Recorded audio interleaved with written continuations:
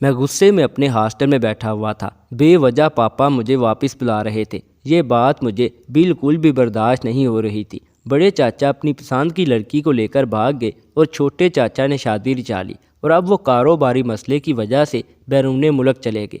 پیچھے سے گھر میں عورتیں اکیلی ہیں، بچے تنہا ہیں، اسی لیے مجھے بلایا جا رہا تھا کہ میں سب کی حفاظت کروں۔ ایک لمحے کے لیے تو میرے دل میں یہ خیال آیا کہ کیا میں سیکیورٹی گارڈ ہوں، مگر جانا تو تھا ہی۔ پاپا کا حکم تھا جسے ٹالنا میرے بس میں نہیں تھا، مگر میں نہیں جانتا تھا کہ وہاں جا کر کتنا فائدہ مجھے حاصل ہونے والا ہے۔ میں جوانی کی دہلیز پر تھا، اور اس عمر میں لڑکوں کے جذبات ابل پڑتے ہیں۔ ایسا ہی کچھ حال میرا تھا۔ یہی وجہ تھی کہ میں تنہا رہنا چاہتا تھا۔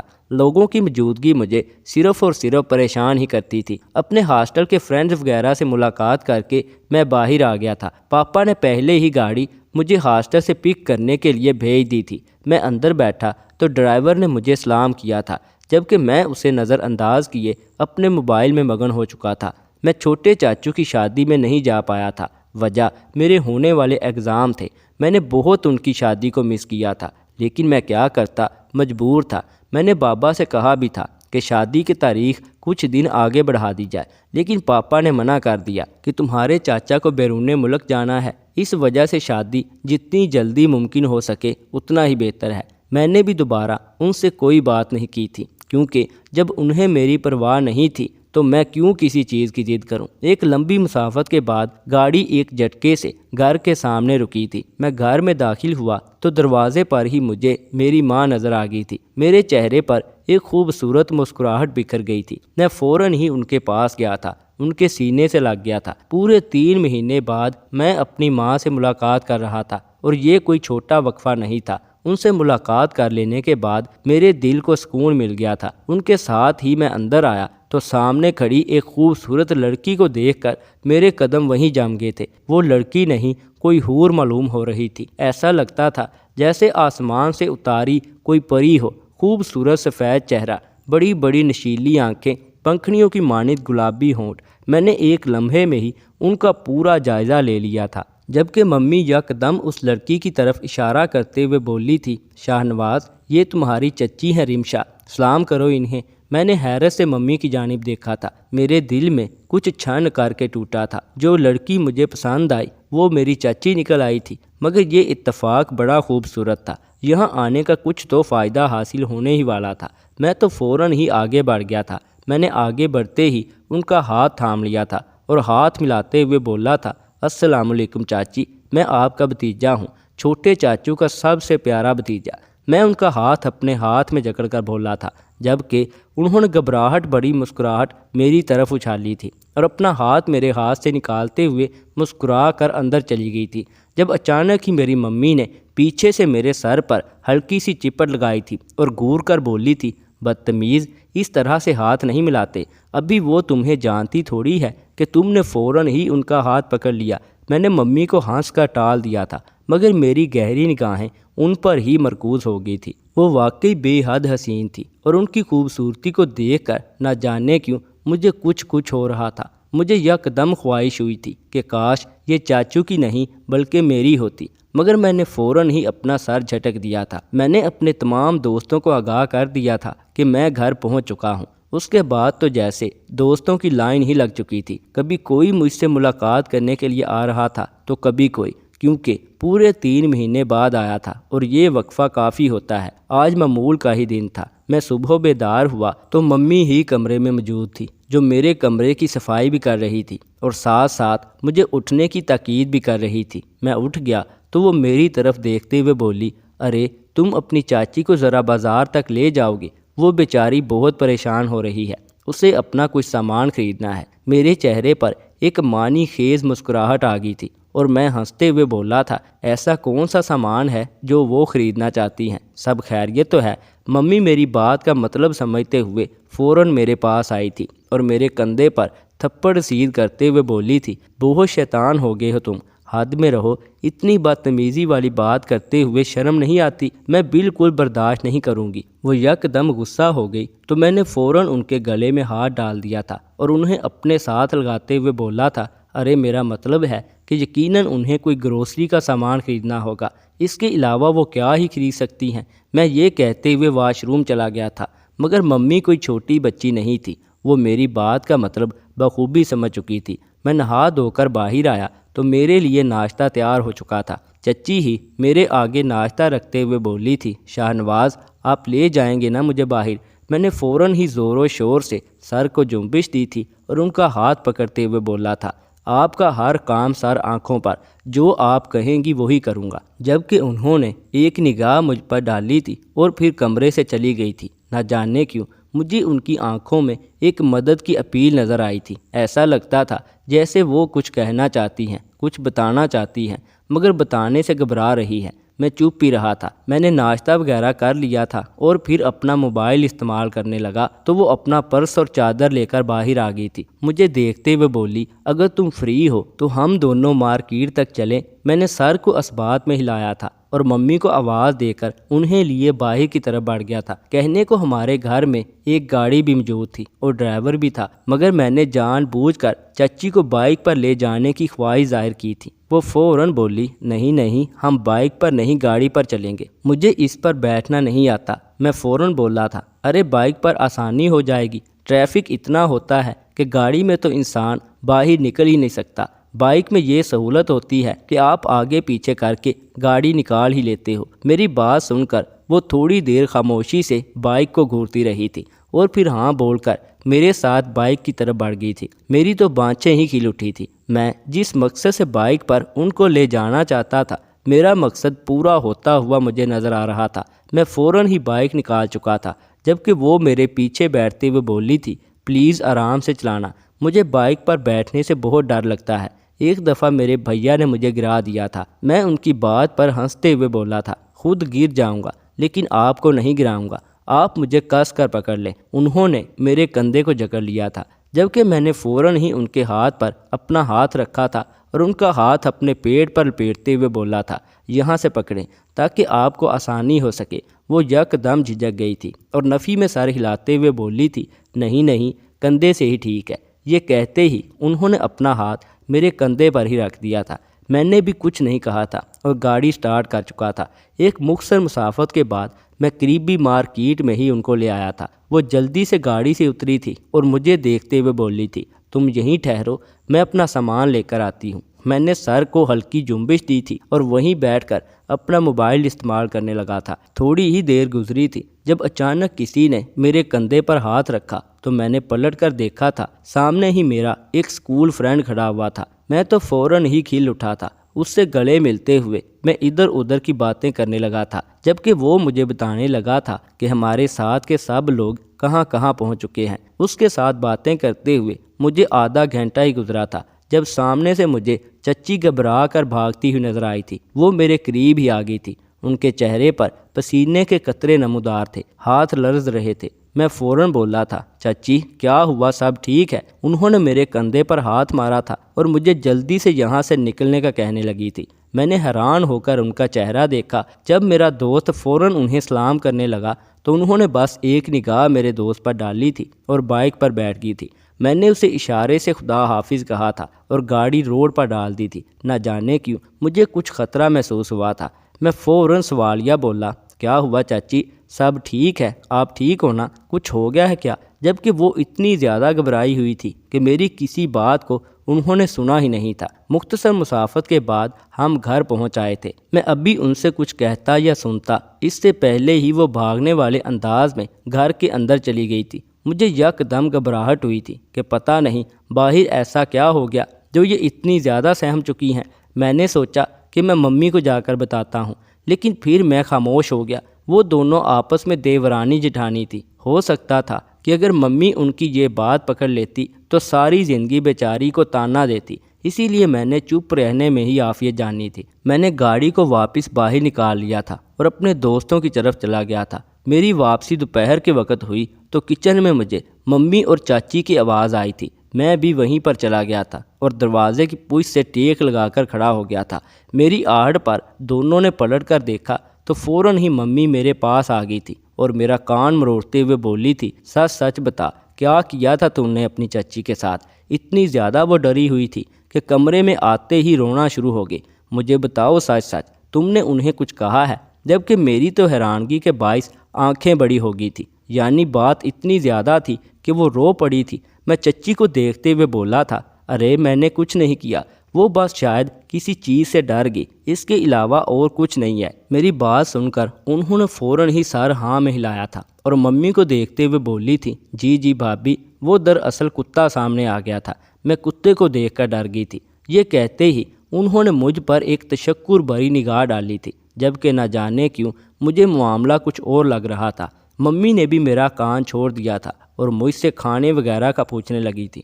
میں نے بھی بات کو گھما دیا تھا، یہ کرنا تھا کہ چاچی تو ایسا مجھ سے متاثر ہوئی کہ آج رات وہ میرے کمرے میں بیٹھی ہوئی تھی۔ ان کے چہرے پر ایک مسکراہٹ تھی، میں انہیں غور سے دیکھ رہا تھا۔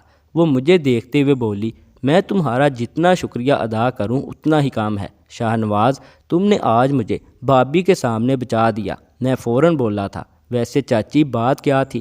آپ اتنی زیادہ گھبرا کیوں گئی تھی؟ کوئی مسئلہ ہے تو آپ مجھ سے بول سکتی ہیں۔ میری بات سن کر وہ چند لمحے کے لیے خاموش ہو گئی تھی اور پھر مجھے دیکھتے ہوئے بولی تھی، ہاں ایک مسئلہ ہے جس کی مدد صرف تم کر سکتے ہو۔ ان کی بات سن کر میرے چہرے پر فوراً مسکراہٹ بکھر گئی تھی اور میں ان کو دیکھتے ہوئے بولا تھا کہ ہم تو دل و جان سے آپ پر قربان ہونے کے لیے حاضر ہیں، آپ بس حکم کریں، کس کی لاش بچھانی ہے؟ میری بات سن کر انہوں نے قہقہ لگایا تھا اور مجھے دیکھتے ہوئے بولی تھی، تم بہت اچھے ہو شاہ نواز، میں تمہیں دیکھ کر بلا وجہ ہی گھبرا گئی تھی۔ ان کی بات سن کر میں فوراً ہی اٹھ کر بیٹھ گیا تھا اور اس کا ہاتھ پکڑتے ہوئے بولا تھا، بے فکر رہے چاچی، آپ کے ساتھ آپ کا یہ بھتیجا ہر وقت کھڑا رہے گا، آپ بس حکم کرنا، آپ کے حکم کی تعمیل فوراً ہو جائے گی۔ میری بات سن کر انہوں نے میرے کندھے پر ہاتھ رکھا تھا اور تھینک یو بول کر کمرے سے باہر چلی گئی تھی، جبکہ میں ان کی پشت کو گہری نگاہوں سے دیکھتے ہوئے دل ہی دل میں سوچنے لگا تھا کہ کاش یہ میری چاچی نہ ہوتی۔ پھر میں نے اپنا سر جھٹک دیا تھا اور موبائل استعمال کرنے میں مگن ہو گیا تھا۔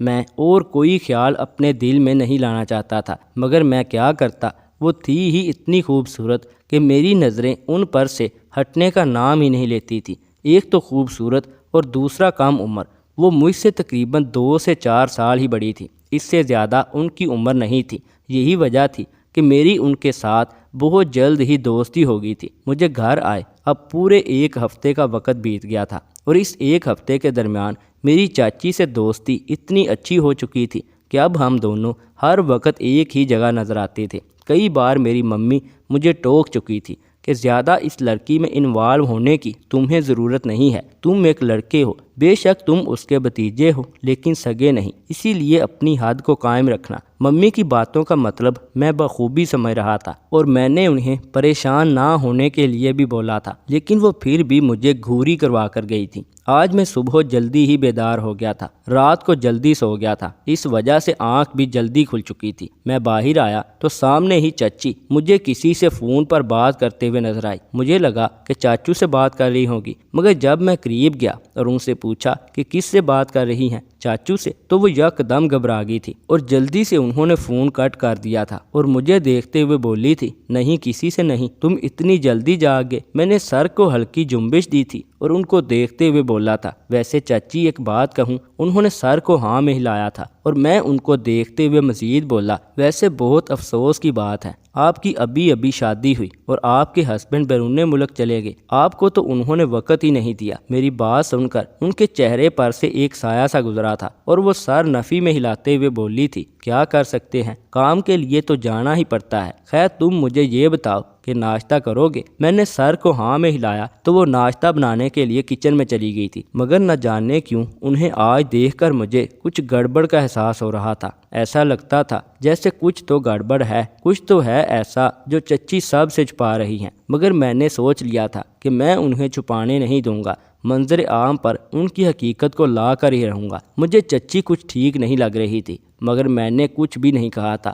تھوڑی دیر بعد ہی وہ میرے لیے ناشتہ بنا کر لے آئی تھی اور میز پر رکھتے ہوئے بولی تھی، مجھے تم سے ایک ضروری بات کرنی تھی، اگر تم میری مدد کر دیتے ہو تو میں تمہاری ہمیشہ شکر گزار رہوں گی۔ وہ کافی اٹک اٹک کر بول رہی تھی، ان کی آنکھیں جھکی ہوئی تھی، چہرے پر گھبراہٹ کے تاثرات نمایاں تھے۔ میں ان کو دیکھتے ہوئے مزید بولا، آپ حکم کریں، میں حاضر ہوں۔ آخر ایسا بھی کون سا کام ہے جو میں نہیں کر سکتا؟ میری بات سن کر انہوں نے ایک دفعہ میری طرف نگاہ ڈالی تھی اور مزید بولی تھی، دیکھو تم جوان ہو، میں بھی جوان ہوں، مگر میں کیسے بولوں؟ مجھے کچھ سمجھ نہیں آ رہا۔ ان کی بات کا مطلب سمجھ کر میں فوراً اپنی جگہ سے کھڑا ہو گیا تھا اور ان کو دیکھتے ہوئے بولا تھا، کیا مطلب ہے آپ کی بات کا؟ کیا کہنا چاہتی ہیں آپ؟ میں جوان ہوں، آپ جوان ہیں، اس بات کا کیا مقصد ہے؟ میری بات سن کر وہ بالکل خاموش ہو گئی تھی اور مجھے دیکھتے ہوئے بولی تھی، خیر تم ناشتہ کرو، میں تمہیں پھر کبھی بتاؤں گی۔ یہ کہہ کر وہ اپنے کمرے میں چلی گئی تھی، مگر مجھے ان کا مقصد کچھ ٹھیک نہیں لگ رہا تھا۔ نہ جانے کیوں مجھے خطرے کی علامت محسوس ہوئی تھی۔ یہ بات تو حقیقت تھی کہ چاچو بہت جلدی چلے گئے تھے، اور نہ جانے کیوں مجھے یہی سب کچھ محسوس ہو رہا تھا کہ دال میں کچھ تو کالا ہے، کچھ تو گڑبڑ ہے، مگر میں نے اپنے لب سی کر ہی رکھے تھے، کیونکہ میں کچھ بھی الٹی سیدھی بات کر کے اپنا امیج چچی کی نظروں میں خراب نہیں کرنا چاہتا تھا۔ مگر مجھے ایسا لگ رہا تھا جیسے چچی کے دل میں کچھ اور بات ہے۔ یہ بات حقیقت تھی کہ وہ نوجوان تھی، اور ان کو دیکھ کر مجھے بار بار یہی خیال آ رہے تھے کہ ان کے دماغ میں کچھ تو الٹا سیدھا چل ہی رہا ہے، مگر میں دل ہی دل میں دعا بھی کر رہا تھا کہ اگر ان کے دل میں کچھ الٹا سیدھا چل رہا ہے تو وہ جلد ہی اس بات کو جھٹک دیں، کیونکہ میں اپنے چاچو سے بہت محبت کرتا تھا۔ فلرٹ اپنی جگہ، لیکن میں غداری نہیں کر سکتا تھا۔ وہ میرے رشتے میں چاچی لگتی تھی، اور میں اس بات کو دل ہی دل میں تسلیم کر چکا تھا۔ ہاں میں جوان تھا، لیکن اپنی حد میں رہنا چاہتا تھا، لیکن میری ممی مجھے وقتاً فوقتاً اس بات کے لیے ٹوک ٹوک کر یہ بات بہت اچھے سے سمجھا چکی تھی۔ وقت دھیرے دھیرے گزرتا جا رہا تھا۔ میں اپنے پرائیویٹ امتحان کی تیاری کر رہا تھا، کیونکہ میں اپنی پڑھائی بھی چھوڑنا نہیں چاہتا تھا۔ آج بھی معمول کا ہی دن تھا۔ میں آج اپنے دوستوں کے ساتھ کرکٹ کھیلنے کے لیے بڑے میدان میں گیا تھا۔ وہاں سے تھک ہار کر میری واپسی تقریباً شام 5 بجے کے قریب ہوئی تھی۔ میں گھر میں آیا تو چھوٹے بھائی سے معلوم ہوا تھا کہ ممی سبزی لینے کے لیے بازار گئی ہوئی ہیں، بہن کو بھی ساتھ ہی لے کر گئی ہیں، اور وہ ابھی ٹیوشن جا رہا ہے۔ گھر میں صرف چاچی ہیں، تو آپ گھر میں ہی رہنا۔ یہ بول کر وہ چلا گیا تھا، جبکہ میرے دل میں ایک عجیب سا خیال پیدا ہوا تھا۔ میں جو اپنے کمرے میں جانے کا ارادہ رکھتا تھا، کچھ سوچ کر چاچی کے کمرے کی طرف چلا گیا تھا، مگر سامنے کا منظر دیکھ کر میرے رونگٹے کھڑے ہو گئے تھے۔ میں نے سوچا بھی نہیں تھا کہ وہ ایسا بھی کر سکتی ہیں، کیونکہ وہ سامنے پنکھے کے اندر پھندا ڈال رہی تھی۔ کیا وہ خودکشی کرنا چاہتی تھی؟ یہ سوچ آتے ہی میں فوراً ان کے پاس گیا تھا، اور ان کا ہاتھ تھام کر میں نے انہیں بیڈ سے نیچے کھینچ لیا تھا۔ ان کا چہرہ گھبراہٹ کے مارے پسینے سے تر تھا، آنکھوں میں آنسو تھے۔ میں انہیں جھنجھوڑتے ہوئے بولا تھا، چاچی یہ آپ کیا کر رہی تھی؟ آپ کا دماغ ٹھیک ہے؟ میری بات سن کر وہ روتے روتے میرے سینے سے لگ گئی تھی، جبکہ میں بالکل اپنی جگہ پر جامد کھڑا رہ گیا تھا کہ یہ کیا کر رہی ہیں۔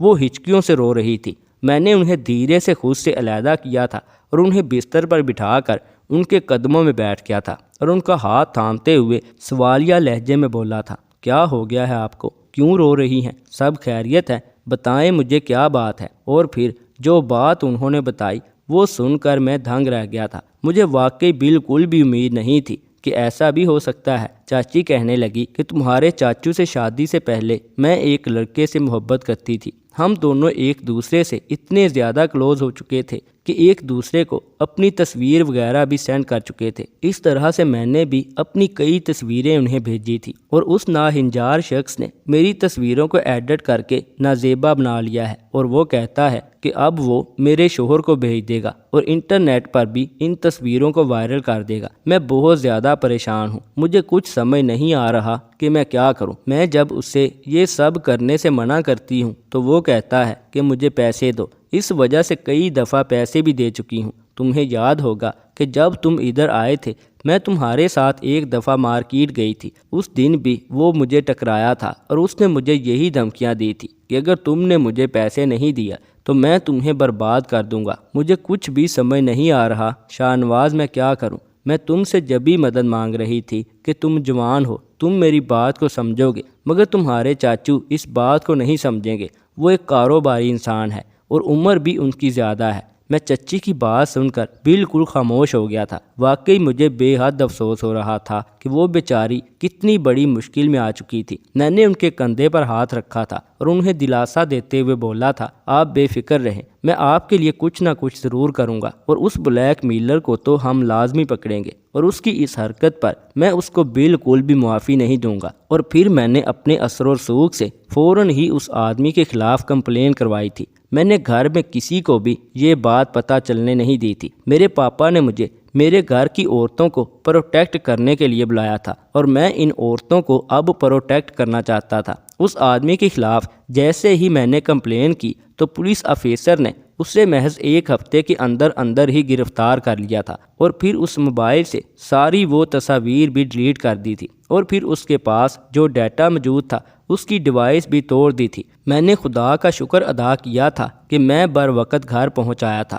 ورنہ نہ جانے اس دن ہمارے گھر میں کیا قہر برپا ہو جاتا۔ وہ خودکشی کرنا چاہتی تھی۔ میں ان سب لوگوں کو یہ پیغام دینا چاہتا ہوں جو بلیک میل کر کے لڑکیوں کو ہریس کرتے ہیں، خدا کو مانیں، آپ کے گھروں میں بھی ماں بہن بیٹی ہے، اگر نہیں ہے تو آنے والے وقت میں آپ کی زندگی میں بیوی آئے گی، اس کے بعد اسی کے ذریعے ایک بیٹی آئے گی۔ اگر آپ کسی کی بیٹی کے ساتھ آج یہ کریں گے تو اللہ تعالیٰ لازمی آپ کو مکافات کی صورت میں یہ سب ضرور دکھائیں گے۔ کسی کے جذبات کے ساتھ کھیلنا گناہ ہے، اسی لیے میری سب سے التماس ہے کہ کبھی بھی کسی کو اس طرح تکلیف نہ پہنچائیں کہ وہ معصوم شخص اپنی جان لینے کے در پہ آ جائے۔ دوستو، اس ویڈیو سے متعلق کمنٹ سیکشن میں ہمیں اپنی قیمتی رائے سے ضرور آگاہ کیجیے گا، اور اگر ویڈیو اچھی لگے تو ویڈیو کو لائک کرنے کے ساتھ ساتھ مزید ایسی نئی ویڈیوز دیکھنے کے لیے اس چینل کو بھی ضرور سبسکرائب کر لیجیے گا۔ شکریہ، اللہ حافظ۔